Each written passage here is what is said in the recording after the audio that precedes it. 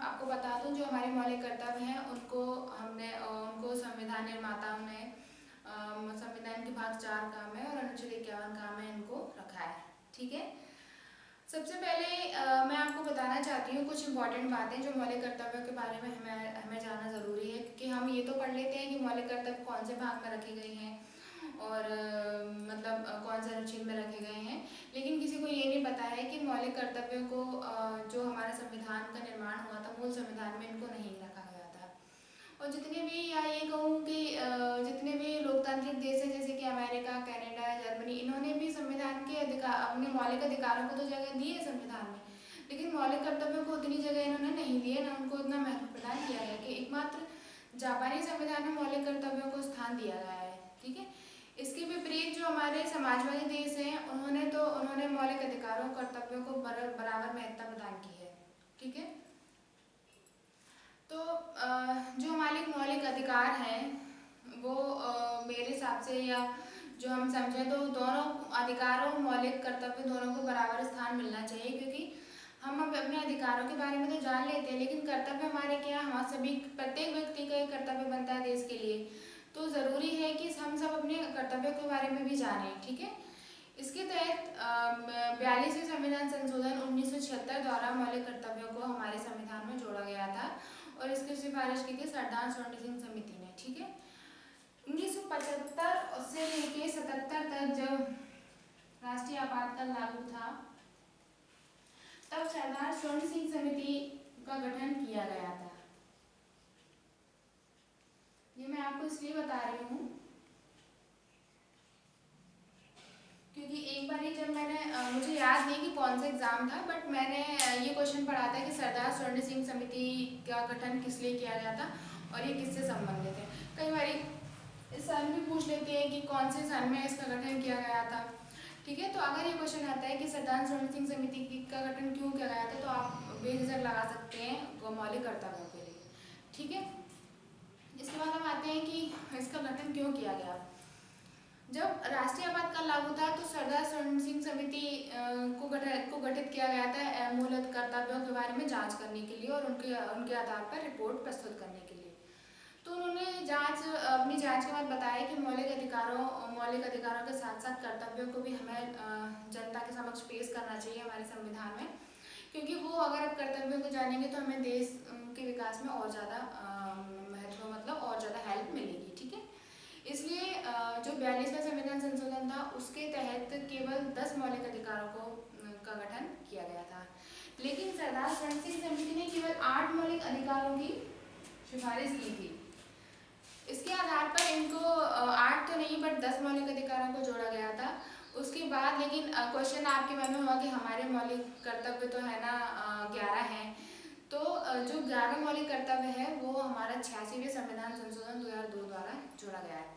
ये जो 86वां संविधान संशोधन है ये आपको बहुत अच्छी तरीके से याद होगा, जब मैं डिस्क्राइब करूँगी तो मैं आपको डिटेल में इस बारे में बता दूँगी। ठीक है, तो सबसे पहले देख लेते हैं कि हमारे कितने मौलिक कर्तव्य हैं और उनमें क्या क्या कहा गया है।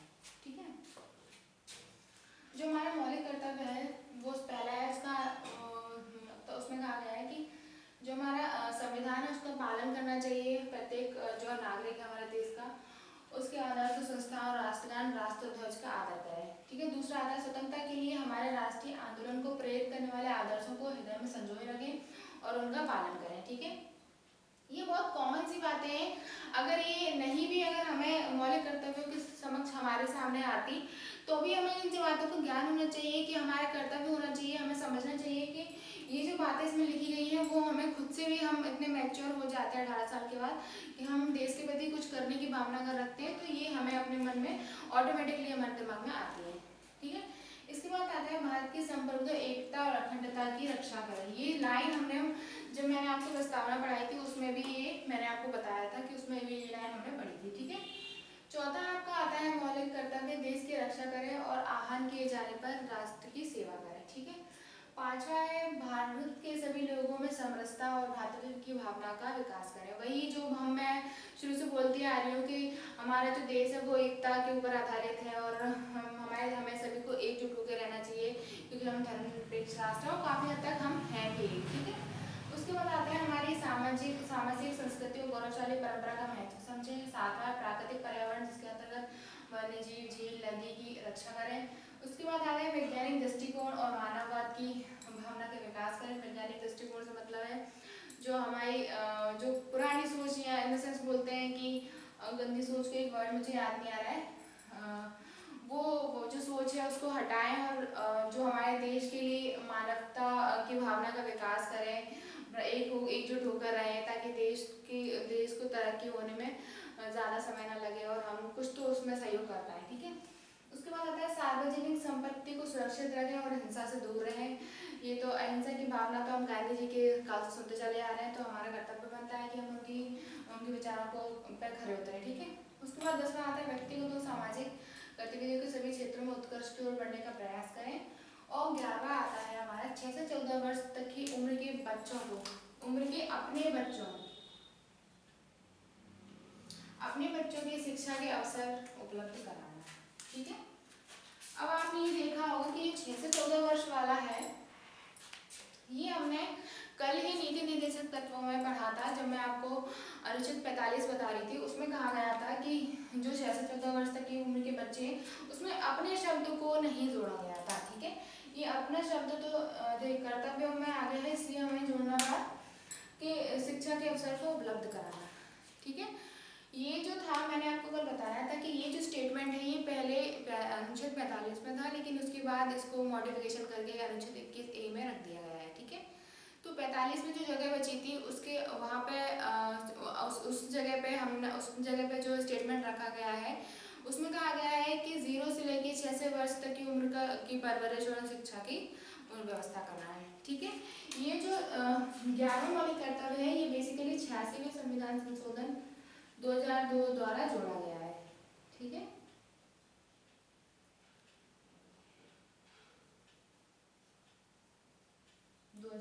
ठीक है। ये 86वां संविधान संशोधन अक्सर कई बार पूछ भी लिया जाता है, ये बहुत इंपॉर्टेंट है।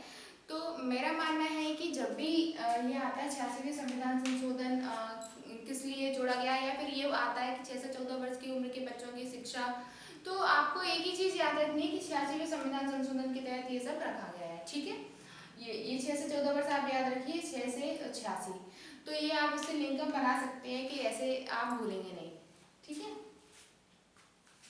इसके बाद हम आते हैं कुछ क्वेश्चन को लेते हैं कि क्या क्या क्वेश्चन इससे बनते हैं, क्योंकि कई बार हम सोचते हैं छोटा सा टॉपिक है इसमें क्या क्वेश्चन बनेंगे, सिर्फ 11 कर्तव्य तो हैं, तो हम कई बार छोड़ भी देते, लेकिन आपको ऐसा नहीं करना है। मैं इसीलिए आपको पढ़ा रही हूँ, मेरा भी मन नहीं था क्योंकि इंटरेस्टिंग टॉपिक नहीं है, छोटा सा है, बट मेरे को ऐसा लगा कि ये इम्पॉर्टेंट है तो हमें सारे एटलीस्ट सिलेबस तो कवर करके चलना ही है। ठीक है।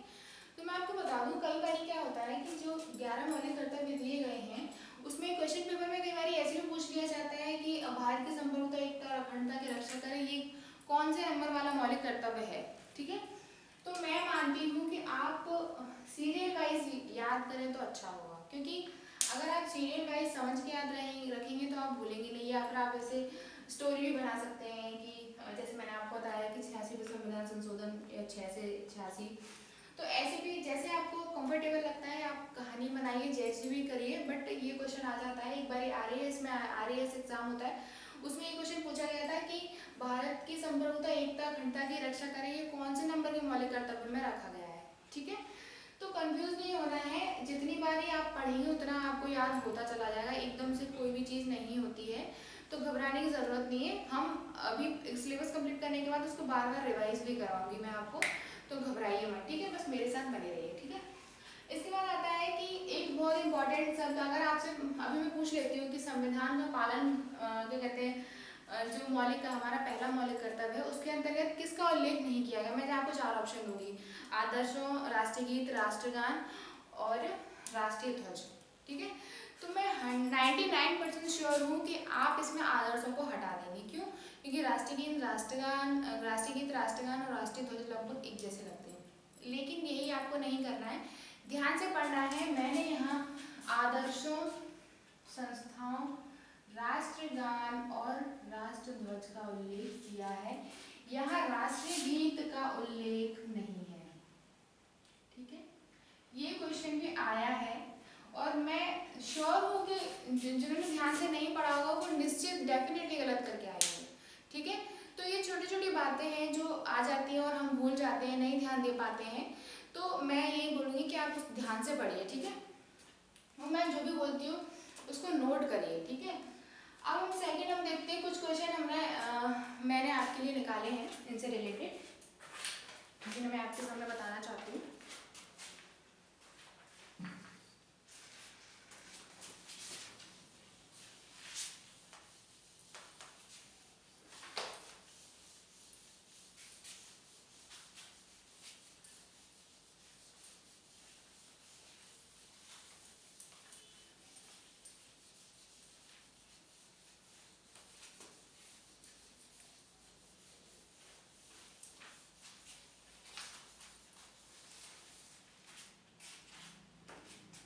इसके बाद आते हैं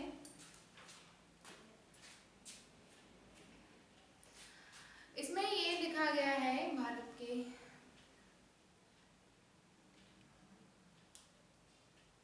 अब जैसे मैंने आपको बताया था कि जो आपका है मौलिक कर्तव्य के हमारे जो प्राकृतिक पर्यावरण है उसको उसकी रक्षा करना है, नीति निर्देशक तत्वों में भी रखा गया है हालांकि। तो उसमें मैंने आपको बोला था कि प्राकृतिक पर्यावरण की रक्षा करना, जिसके अंतर्गत जीव, वन्य जीव और नदी, झील और ये आपके पेड़ पौधे सम्मिलित किए गए थे। ठीक है, तो आपसे कई ऐसे ही क्वेश्चन आया है कि इसमें पूछा गया है कि भारत के प्रत्येक नागरिक का कर्तव्य होगा कि प्राकृतिक पर्यावरण एवं संरक्षण सुधार। ठीक है, ये कौन से अनुच्छेद के अंतर्गत रखा गया है? भारत के प्रत्येक नागरिक का कर्तव्य होगा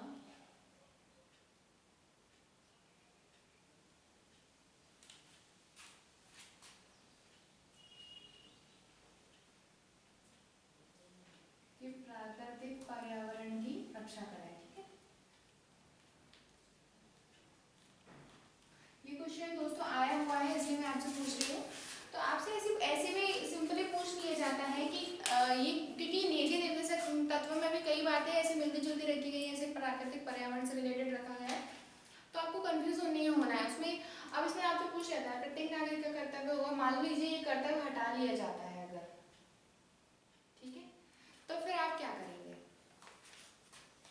तो देखिए ये बात आपसे पूछी जाएगी, अगर कर्तव्य आता है तो आपको अनुच्छेद 51 का लिखना है, और अगर कर्तव्य नहीं आता है और उसमें आता है कि प्राकृतिक पर्यावरण को सुरक्षा और उनका संरक्षण करना है, उनका सुधार करना है, तो आप अनुच्छेद 47 लिख सकते हैं। ठीक है, 47 ने एक्चुअली 48 के तहत रखा गया है, तो वो नीति निर्देशक तत्वों में भी जोड़ा गया है। तो आप अभी हम मौलिक कर्तव्य पढ़ रहे हैं तो आप अभी यही ध्यान दीजिए, कर्तव्य आएगा तो आप लिखेंगे 51 का।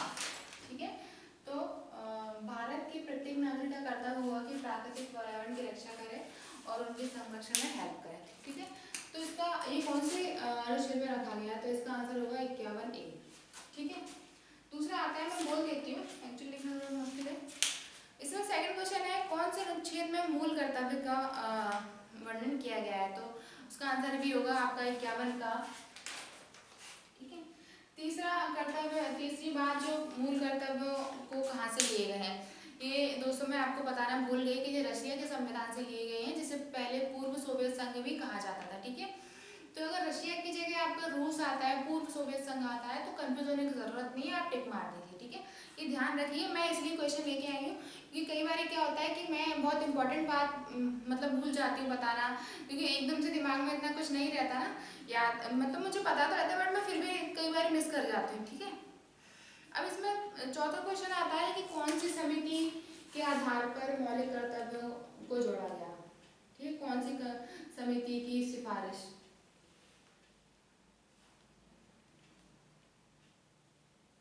तो इसका होगा सरदार स्वर्ण सिंह समिति।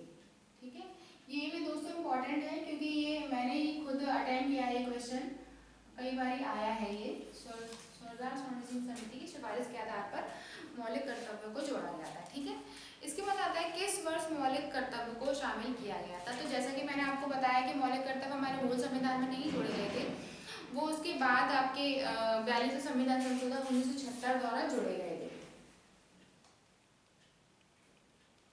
संविधान संशोधन 1976 द्वारा हमारे कर्तव्यों को निर्धारित किया गया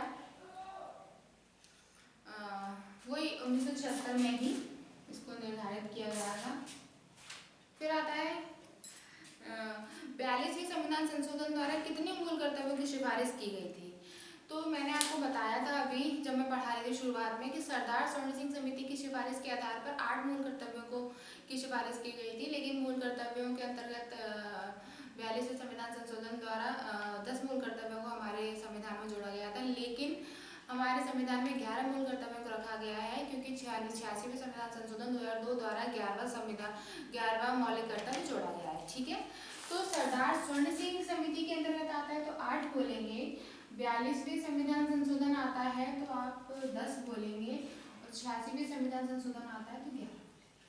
ठीक है, अब इसमें एक क्वेश्चन और बनता है कि अगर आपसे ये पूछा जाता है कि हमारे संविधान में कितने मौलिक कर्तव्य हैं तो आपका आंसर होगा 11। ठीक है, लेकिन कई बार ये पूछा जाता है कि संविधान में शुरुआत में हमारे कितने मौलिक कर्तव्यों को जोड़ा गया था, तो आप 11 नहीं लगाएंगे, आप 10 लगाएंगे। तो उसमें एक क्वेश्चन वर्ड आ रहा है शुरुआत में, तो आपको 11 नहीं कहना है क्योंकि 11 मौलिक कर्तव्य तो 86वें संविधान संशोधन 2002 द्वारा जोड़ा गया है। ठीक है, अब इसमें आता है वही क्वेश्चन, वर्तमान में कुल कितने मौलिक कर्तव्य हैं।